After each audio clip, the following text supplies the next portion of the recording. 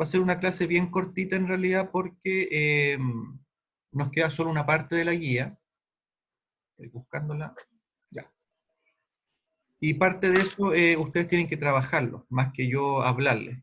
¿Se acuerdan que habíamos hablado de cómo se calculaba la solubilidad de algunas sustancias? Sí. ¿Sí? Y había una pequeña fórmula química. Ujú. Oh, diablo, ¿dónde está esto? Espera, estoy perdido en el espacio, ahora sí.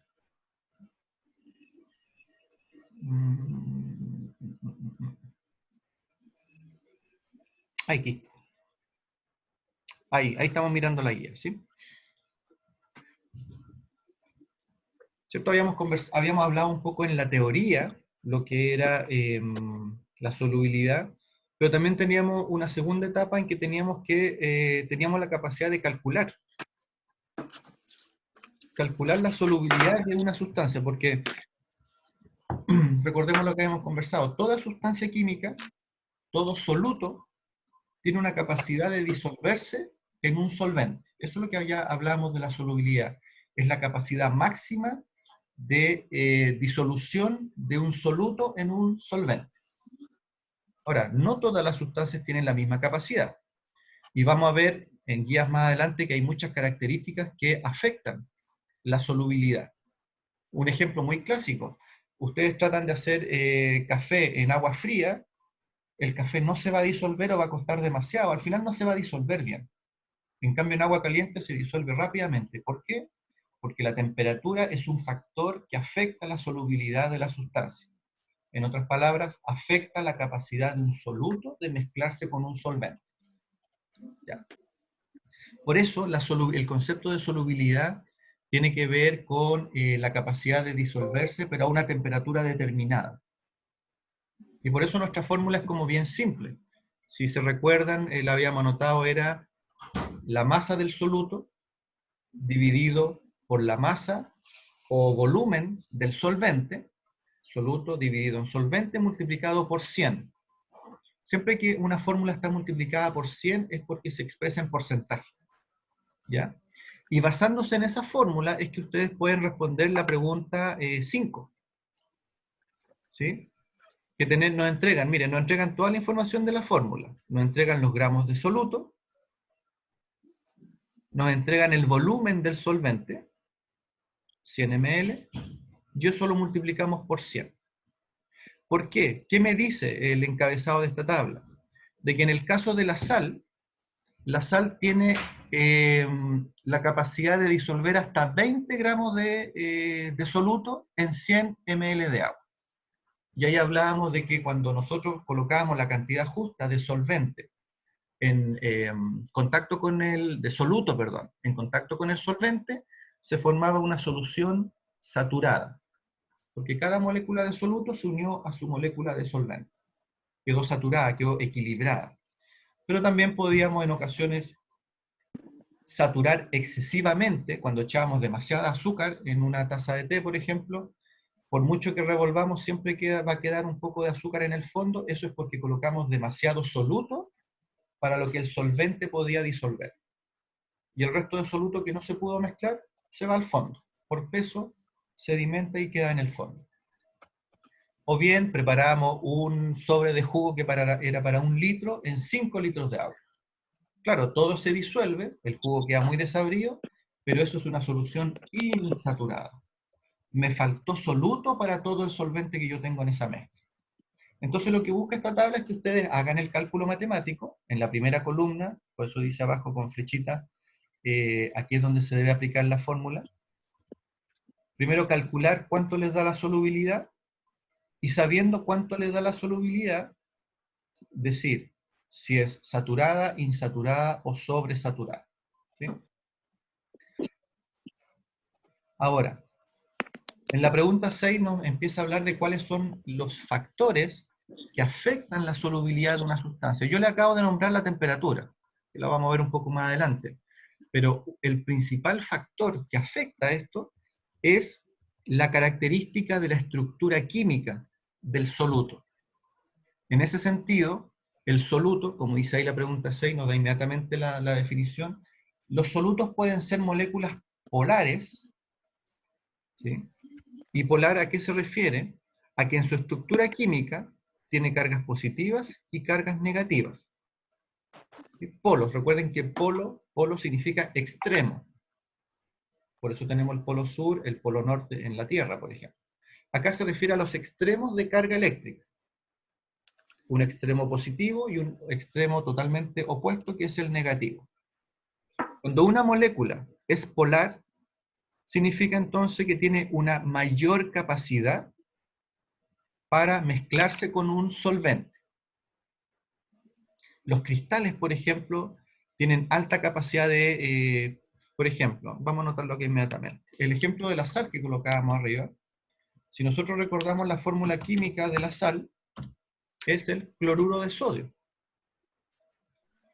¿Sí? Cloro y sodio. Si yo separo la molécula de sodio y cloro, me parece que esto lo habíamos comentado, pero bueno, repitámoslo igual, nos vamos a dar cuenta que el sodio es un átomo de carga positiva y que el cloro es un átomo de carga negativa. Si ustedes recuerdan, todo átomo de carga positiva también le llamábamos catión, y todo átomo de carga negativa le llamábamos anión. ¿Sí?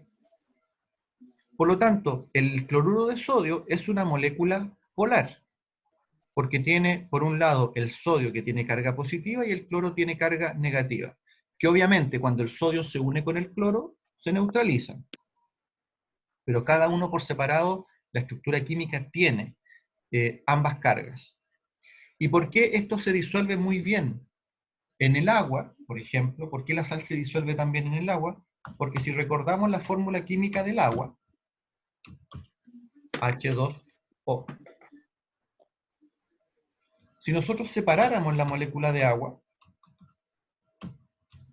¿qué es lo que obtendríamos? Hidrógeno, que tiene carga positiva, y un grupo OH de carga negativa. Ese grupo OH está en la pregunta 7. El grupo OH se llama grupo hidroxilo. Toda molécula que tenga el OH, es decir, la unión de un oxígeno y un hidrógeno, dentro de su estructura química, significa que tiene un grupo hidroxilo. Si ustedes revisan el texto de química, recuerden que el texto está digital, se van a dar cuenta que un grupo de sustancias químicas que se caracteriza por tener un grupo hidroxilo, de hecho en la pregunta 7 lo dice, son los alcoholes. ¿Por qué una sustancia química se denomina que es un alcohol? Porque cuando uno observa su estructura química, tiene muchos grupos hidroxilo en su estructura.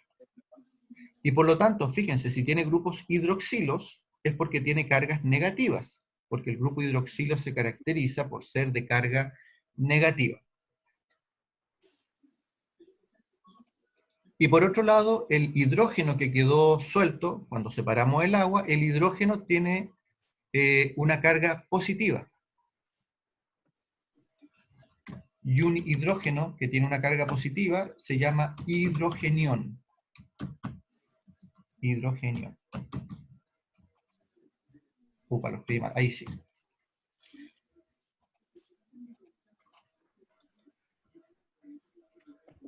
En otras palabras, cuando yo separo una molécula de agua, obtengo un hidrogenión y un grupo hidroxilo. Hidrogenión de carga positiva, hidroxilo de carga negativa. Por eso el agua se mezcla también con muchas sustancias, siempre que las sustancias sean polares. Porque así como el agua, al separarse, tiene cargas positivas y carga negativa, las sustancias polares tienen lo mismo. Y recuerden que las cargas opuestas se atraen. Si ustedes se fijan, al mirar estas cargas, supongamos que queremos unir esa molécula de agua con la molécula de sal. ¿Cuál es la unión más posible que va a resultar de esto? Recordando el concepto que las cargas opuestas se atraen. ¿Qué es lo que se va a formar? Miren, yo metí energía suficiente, separé el sodio y el cloro, separé el hidrogenión del hidroxilo, pero siempre recuerden que las sustancias, los átomos tienen la tendencia a volver a unirse. Yo rompo los enlaces, pero tienen la tendencia a volver a unirse. En este caso, por las cargas eléctricas, yo les pregunto, ¿ustedes creen que el sodio se va a unir al hidrógeno?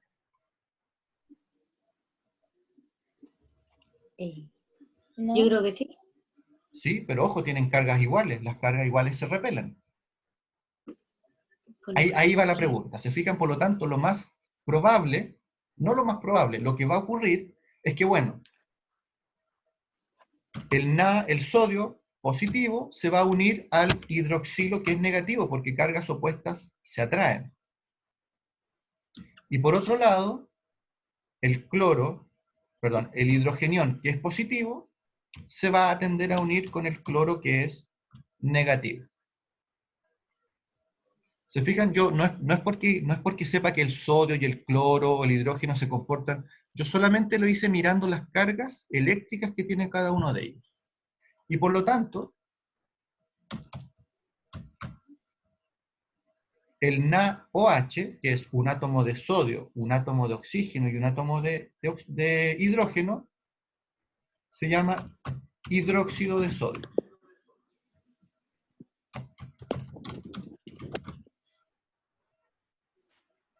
Si alguien está quedando muy colgado, tiene que decirme al tiro, ¿sabe que no entendí nada de lo que me ha dicho? ¿Por qué no lo repite? No ¿Vale? entendí nada de lo que dijo, profe. ¿Perdón? No entendí nada de lo que dijo. Ya, ¿desde cuándo? Es muy importante. ¿Desde cuándo que no entendió nada? Primero que nada, ¿cómo sé si es positiva o negativa la carga? Ah, eso es algo que uno tiene que saber, eso sí. Es decir, uno por materia sabe que el sodio es un catión, que el cloro es un anión. Eso es algo que no es que uno tenga que pueda calcular algo para saberlo. Eso es algo que uno lo sabe.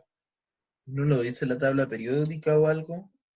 La tabla periódica no, porque la tabla periódica te muestra los elementos, pero te puede mostrar el grado de electronegatividad que tiene un átomo. No, esto es mucho más fácil en que uno, por ejemplo, mira, muy fácil si ustedes quieren reforzarlo, entran a Google, lista de cationes, lista de aniones, y ahí le van a salir todos los elementos químicos de la tabla periódica y les va a decir cuáles son positivos y cuáles son negativos. Sí, en eso tiene razón, eso hay que saberlo. Pero una vez que uno sabe eso y entiende que las cargas eléctricas opuestas se atraen, uno puede predecir cuál va a ser la nueva unión que se va a formar, porque el positivo siempre va a tender a unirse al negativo. Por eso yo, sabiendo que el sodio es positivo y el hidroxilo es negativo, sabiéndolo previamente, yo puedo inmediatamente adivinar de que el sodio se va a ir a unir al hidroxilo, formando lo que llamábamos acá abajo hidróxido de sodio. Y por otro lado, la unión del hidrogenión más el cloro, aquí le agrego un dato, hidrogenión siempre también se le llama ácido, es un ácido. Por lo tanto, ese hidrogenión a lo que se una lo va a convertir en un ácido. Por eso, el HCl, que es un hidrogenión más un cloro, es el ácido clorhídrico, que es lo que nosotros tenemos en el estómago por grandes cantidades. ¿Está hablando la José? Sí, que tampoco había entendido nada. Sergio, Sí, pregunten por favor, porque no me sirve avanzar si no quedan claros algunos conceptos. Denle nomás. ¿el ácido clorhídrico es capaz así como, no sé, de derretir un dedo? Claro que sí. O sea, derretir un dedo no tanto, pero sí puede generar una quemadura en la piel grave, muy grave. ¿Por qué? Porque esto es algo que se ve en cuarto medio, ¿ah? De todas maneras, pero yo se los comento. Todas las soluciones tienen una característica que tiene que ver con su acidez, que se llama pH. Que a lo mejor lo han escuchado en cosmética, oye, el pH de tu piel como que tiene un problema, así que te recomiendo tal crema. El pH tiene que ver con la acidez de un ambiente, de las moléculas que conforman ese ambiente. Algo que a lo mejor ya han visto o ya conocen. Por ejemplo, el pH del estómago, de nuestro estómago, los tengo silenciados, pero no están obligados a estar silenciados, pues pueden activar sus micrófonos, si tienen preguntas. ¿Ya? el pH, vamos a ponerle una escala que mide insisto, esto se ve en cuarto medio, pero igual para que conozcamos el concepto. Escala que mide la acidez o alcalinidad, porque lo contrario a ácido es alcalino. A ver, perdón. Voy a colocar activar a todos. Ahí deberán poder conectar sus micrófonos. ¡Ay, sí! Ya, perdón. Es que imagínense poder silenciarlos con un clic. Tengo que aprovechar, porque en la sala no hay cómo. Ya. Es una escala... Perdón, ¿quieren hacer alguna consulta? No, que yo no estoy entendiendo nada. Ah, ya. No está entendiendo nada. No. Ya, pero mira, vamos a dejar estos conceptos puestos. Esto no entra en la prueba, ojo, no entra en la prueba. Dado las dudas que hay, no van a entrar en la prueba. Y lo vamos a reforzar en la próxima clase. Pero vamos a dejar los conceptos puestos porque a lo mejor el que vuelve a mirar la clase, a escucharla en YouTube, puede a lo mejor conectar las ideas. El pH es una escala que mide la acidez de un ambiente. Y es una escala que va de 1 a 14. Por lo tanto, yo puedo decir, oye, el pH de tu piel es 5. El pH de tu piel es 10. ¿Qué significa esto? El 1 es lo más ácido y el 14 es lo más alcalino. ¿Ya? Por lo tanto, arriba decíamos que el H+, se llama hidrogenión, también se conoce como ácido. Por lo tanto, mientras mayor cantidad de H+, de hidrógenos, estén libres en una solución, más ácida va a ser. En cambio, mientras menos H+ tenga una solución, va a ser menos ácida, por lo tanto más alcalina. Si nosotros colocamos esto con una escala del 1 al 14, podemos suponer de que el número 7 es lo que llamamos neutro.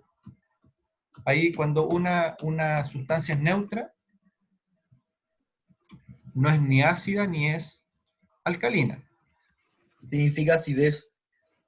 Acidez significa Acidez. cantidad de hidrogeniones en una solución. Eso es la acidez.